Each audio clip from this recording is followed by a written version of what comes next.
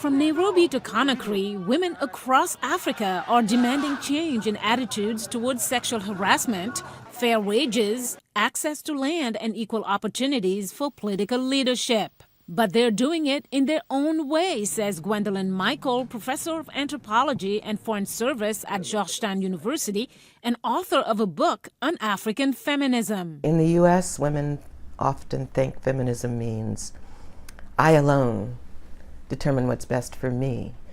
But African feminism is very much a different thing.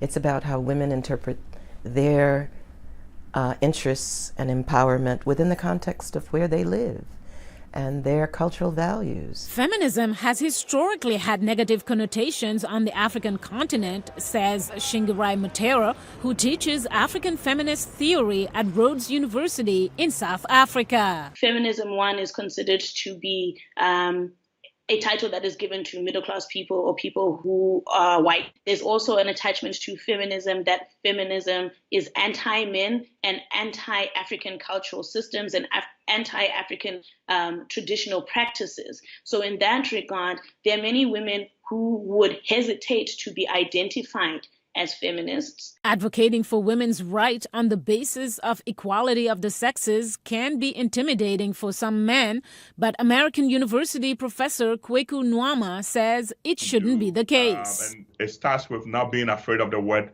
feminist and understanding that what's right for our women is right for us as a society, as a continent in general. He says some of the problems require a shift in cultural attitudes, and those take a long time.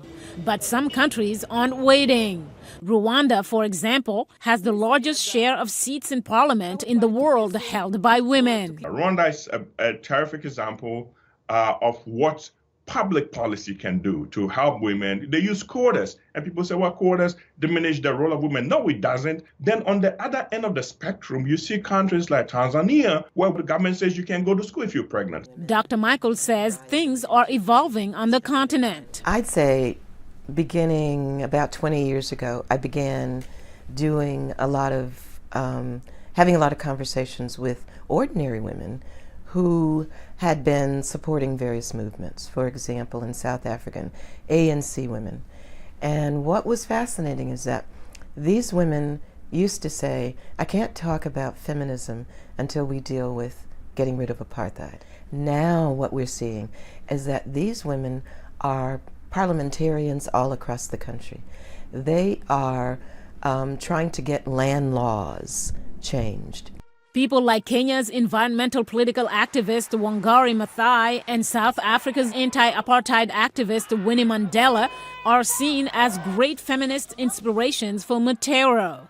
But is being a feminist critical in the empowerment of women in general? The simple answer for that would be no, because many women across the decades have done work that is feminist, what we would consider to be feminist. She says the lack of the feminism label in some cases doesn't negate the credibility of their work.